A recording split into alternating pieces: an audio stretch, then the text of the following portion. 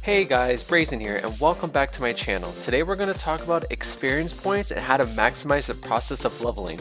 I'm sure most of you guys are already knowledgeable on how to do this, but there might be some things that you might have missed, or if you're a new player, this is definitely going to help you out. Well, let's get started. One of the best ways to level is by doing roulettes. If you're max level, things like expert roulette isn't going to give you experience points, so you have to do things like leveling and 50, 60, 70. You can also see the level on the duty finder all the way to the right. Doing your roulettes is definitely one of the best ways to level. If you're coming home from work or from school or from just a busy day, you don't have that much time to play but you want to level, doing your roulettes is definitely one of the best ways to do it. Make sure to do your leveling in main scenario to knock out a bunch of XP for your character. And if you're on Behemoth, which is on the Primal Data Center, DPS queues are like long as shit, so try to do something else while you're waiting.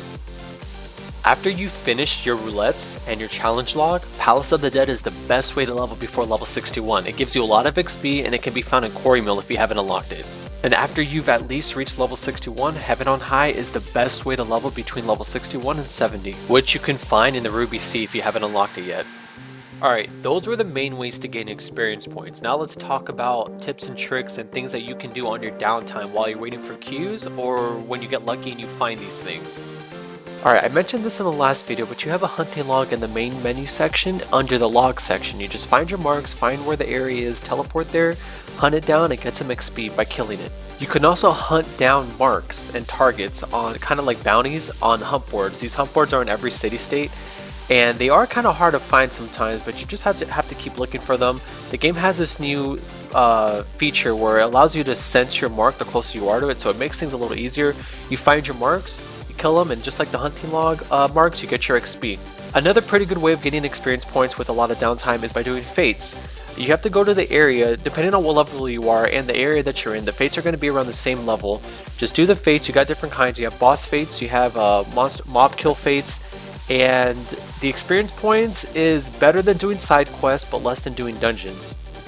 A good example of what I mean when the fates are better than side quests but less than dungeons is what I just showed you was a level 61 fate. It gave me about 154,000 experience.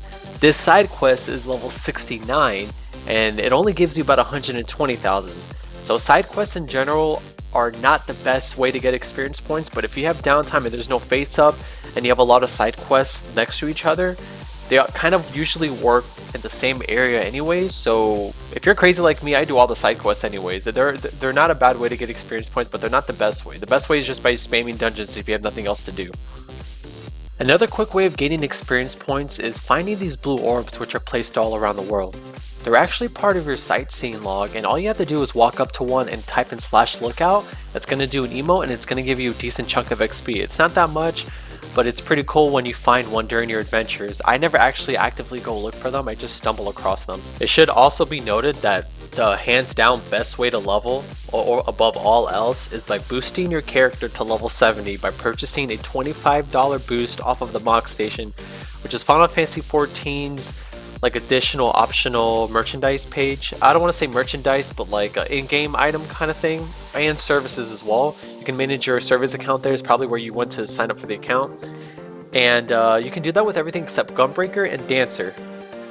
Alright, we talked about everything that we need to do in order to get experience points, but there's a few things that you can do passively to help you boost your experience gain. One of them is eating food.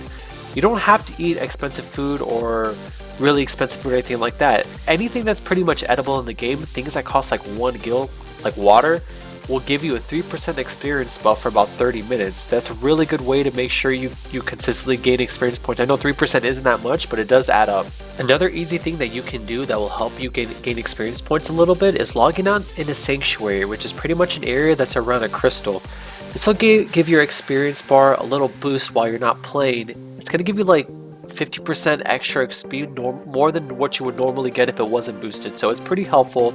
And you have to log out every day anyways to go to sleep or to do whatever you need to do, so it's a pretty easy way to help you gain experience points when you're not doing anything.